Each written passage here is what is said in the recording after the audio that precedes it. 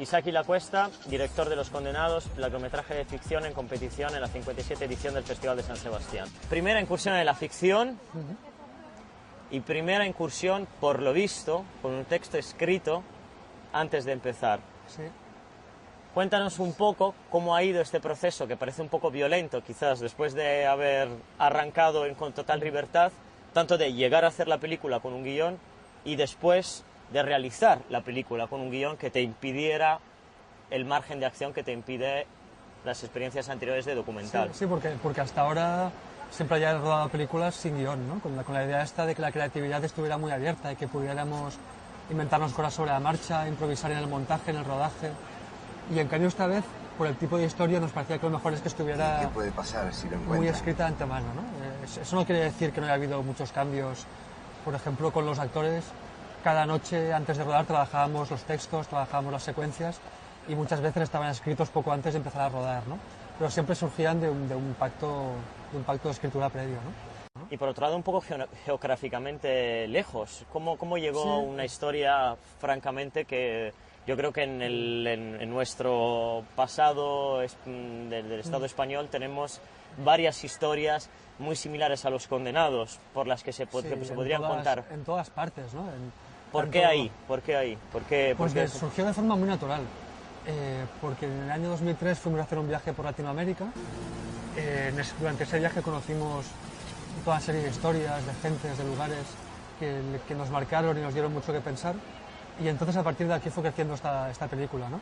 Pero es verdad que es una historia que, de hecho, en la película no se concreta nunca en qué lugar ocurre, ni se habla de ningún grupo guerrillero concreto, ¿no?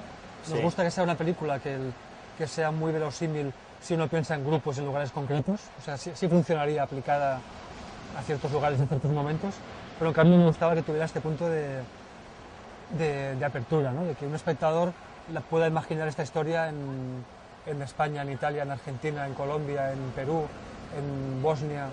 El hecho de ubicarla en Latinoamérica nos venía muy bien para que el espectador que piensa en referencias concretas, en momentos reales de la historia reciente, le pueda otorgar una verosimilitud, y en el caso de las guerrillas latinoamericanas, la cronología real de estas historias permitía que la historia tuviera un lapso de tiempo muy marcado, ¿no? Es decir, yo creo que lo más importante de esta historia es que han pasado 30 años desde que deciden luchar, tomar las armas y defender sus ideas con las armas, hasta la actualidad, ¿no? Este lapso de tiempo permite que haya habido un cambio físico, que ha habido un cambio mental, que ha habido un cambio total y radical en la sociedad que envuelve a los personajes, y además que haya habido diversas generaciones, ¿no? Es una historia en la que están los protagonistas de los 70 en la actualidad, en la que están los hijos, en la que están los padres, ¿no? En este, entonces, gran lapso de tiempo que has abarcado dentro de la película, yo te he oído decir que has hecho una película mural. Sí. Y bueno, podría añadir... Pretendíamos hacer una película mural. Luego las cosas salen como salen, pero la intención era esa. De hacerla así. Y yo a eso te añadiría que en ello hiciste un afresco de personajes que pintaste con una precisión al borde del hiperrealismo y que realmente en ningún momento conseguimos entender si los estás dirigiendo o si los has abandonado. Es posible, no abandonado, pero en el sentido de dejado a libertad. Es posible que esto haya ocurrido. Es muy interesante saber cómo es el proceso de dirección que has hecho de los actores dentro de este afresco, Sí, la verdad, tan realista, tan brutalmente realista. Sí, ha sido un trabajo interesante con ellos, porque nunca había trabajado con actores profesionales, ¿no? Era la primera vez que trabajaba con actores, y además había la particularidad que me interesaba mucho de que por generación y por país de origen ellos conocían historias muy parecidas a las que contábamos en la película, o habían vivido historias muy cercanas, ¿no? Por lo tanto, lo más sensato era, antes de nada, escucharles y estar muy pendiente de lo que podían aportar a la película. Pero ¿cómo se construye un plano de 7 minutos fijo sobre la misma actriz? Claro, en el caso de Bárbara habíamos estado trabajando ya meses antes en esa secuencia.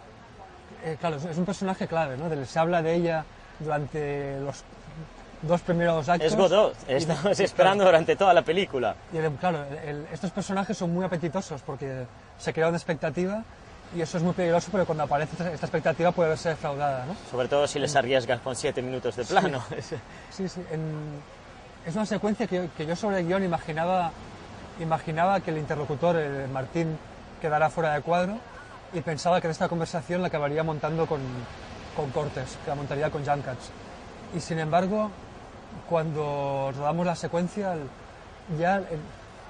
normalmente yo nunca me pongo en la cámara, para rodar esta secuencia con Bárbara me quedé yo en la cámara, y ya mientras estaba a través del visor viéndola, en ese momento ya pensé que la montaría entera. Bárbara estaba espléndida.